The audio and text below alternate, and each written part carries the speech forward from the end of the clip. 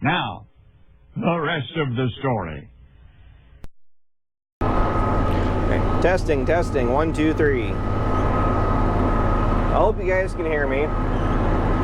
It was brought into my attention, which I was aware of it after the fact, that my audio in my last two videos wasn't working that great. It was kind of choppy. That's what happens when you put your microphone on, but then you forget to plug it into the camera. So I had two videos there where I was walking around talking to myself, and you guys were just using relying on the camera, on the microphone on the camera. But I'm down here cutting grass waterways out. Seems kind of silly this late in the year, but I've already done it once. Normally, I only have to do it once. But because of all the moisture we had this year, the grass just kept growing. And I do like having everything cut and looking nice going into the fall, because we're going to be looking at these fields for at least another 3 or 4 months. So it does not hurt to go through and get these grass waterways or the grass field edges cleaned up. I got this to do. I got a little across the road at the home farm, and then I have 2 farms about 10 miles that way. I want to go up and clean up around them, and then I'll be done. No, I won't be done, because I'm going to go down, and I got 2 grass patches down at my place that I want to clean up. And then I'll be able to go ahead and actually either grease up this rhino cutter again, clean it off, and then put it away for a few weeks, several weeks, and then we'll be done with it for cutting grass for this year. And the next job it'll be used for is cutting stalks, which it does work great at. I know some people use like their hay binds, their disc binds. We don't have a flail shredder or anything like a stalk chopper. We make 150 to 200 bales a year. And the nice thing about having a piece of machinery like this 4155 around, is the fact that you can use it for cutting grass and ditches and everything else during the summer, and then hook up to it and you're good to go for the rest of the fall, using it for cutting stalks. This thing does do a really nice job of getting right down as low as you want without digging up the dirt, and getting all the stalks knocked down, chewed up, ground up, and processed really nice for getting raked up and baled. The combine is coming along. It's actually kind of nice taking a day off here, working on the combine. It's not really a day off. We're waiting on parts. I don't think it'll take a week to get them. I think they just told us a week, just to be safe, to make sure that they do show up, because we ordered the new feeder house chain, and that actually did take 3 days longer than they were planning on. So I think they're just erring on the side of caution. So we got hay to make, another week-ish to go, and then we're probably gonna start making a very conscious effort to try to get some of it done, or get started on it. The combine, believe it or not, is coming along really good. Kids waving at me. Lost my train of thought there. Oh, we're not too far from being done with the combine. Yeah, we got a little ways to go yet. The unloading auger, the rasp bars, and just a little bit of this and that. But a lot of the the tedious stuff is getting pretty well done. The vertical unloading auger part, none of us were looking forward to doing that. That was probably the worst part, putting it back in. But the unloading auger, we have to pull out the end cap, the boot, and then pull that whole auger out to get that inside auger, which it is what it is. It needs to be fixed, like pretty bad. So,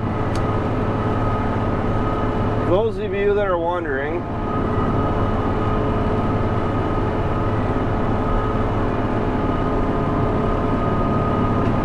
I'm sliding down the hill.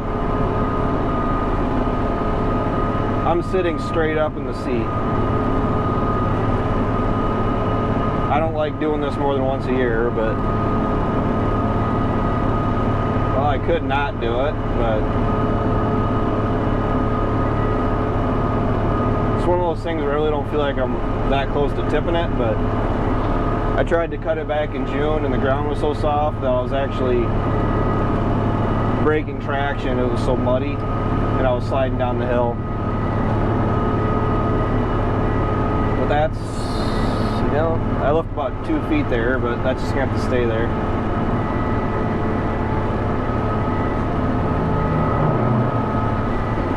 Oh. Alright, I'm gonna talk to you guys in a bit. Bye. Alright, welcome back. I'm just kind of looking over the combine right now, just piecing it back together. That's all we've been really doing here the last few days. We still have some things to take apart on it yet, but I think we're over the halfway mark as far as having this thing done and getting it ready for harvest here. Just because of the fact that we're coming up on the end of August, and once you hit September, harvest is going to be here quick. And I honestly could wait a while yet as far as getting into harvest. I got a lot I want to do yet. So first off, the valves that I got the other day, I was told to get the other day, were not meant for the hydraulic line through here. We could have used it. He's got it all plumbed up and we actually had the valves sitting in here. But my buddy Ryan came back and said that for the amount of pressure that they're going to be seeing, we ran a risk of blowing them. So we just went down to Dubuque and we got these heavier built valves. They're actually, was it Dubuque Hydraulic, I think is where we actually went down to get them. But definitely built heavier. We already tried them. They work great. They work exactly as advertised. Granted, it was an add-on that we pretty much went ahead and did ourselves, just because we've had and we've asked several people. We've had a couple people actually look at it. The cylinder likes to travel. We had this pulled off here. We were going to put it back on because this is actually one of the last things we did here just was it yesterday? Yeah, it was last night.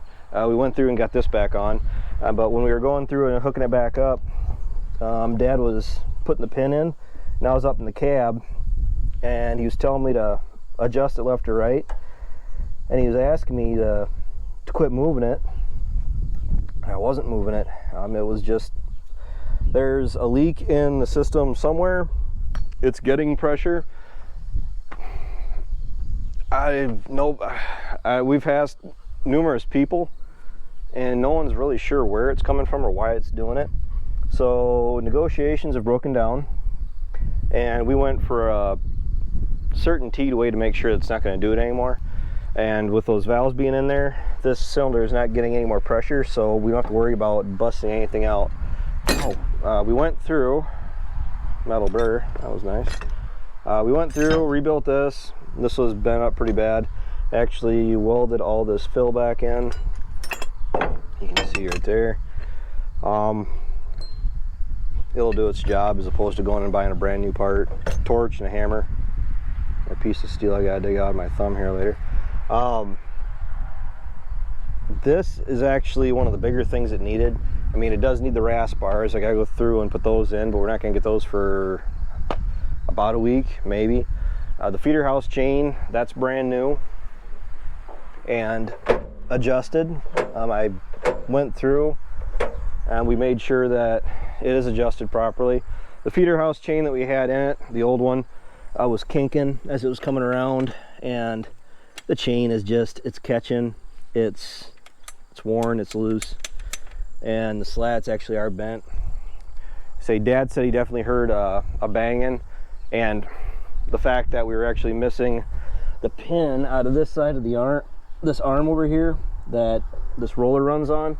What we're figuring is happened was this was actually running right on the bottom of the feeder house, and Dad said he was having a hard time getting the crop to actually flow into the machine. Well, it makes sense now, because what was happening is the crop probably couldn't get in on this side, so it was pushing all of the material over to this side and pulling it in on that side, and thus with this just kind of freewheeling there, that would explain the banging he was hearing. It was the feeder house coming around. It was kinking, and then it was slamming on the bottom here. I'll talk about the rasp bars once we get them. I'm not going to take the feeder house off. At least that's the plan. I'm just going to go ahead and put them in where they're at. It saves us taking the feeder house off. We aren't set up to do it ourselves. As far as taking it off, there's a stand and all that you can get. Well, we don't have a concrete floor. We could try to take it off with the pallets, but as of right now, we are trying to pick our battles because of everything that we gotta get done yet before harvest, because it's gonna start screaming up here. So now I gotta make a bunch of roller chains. We got the old ones down there yet, but that'll probably be one of the last things we do. As far as that goes, the combine is moving along just fine. A lot of our bigger projects have been tackled, or at least are in the process of being done. So it's a good feeling. We were going to start working on some of them a month ago, but that motivation of last minute panic kicks in, and you tend to get the jobs done just a little bit quicker that way, you know, and when it feels like you're running behind. So hope everybody's enjoying their weekend. I'm working. I'm sure a lot of people probably are anyway. But until next time, take care, take it easy, keep in touch. I'll talk to you then.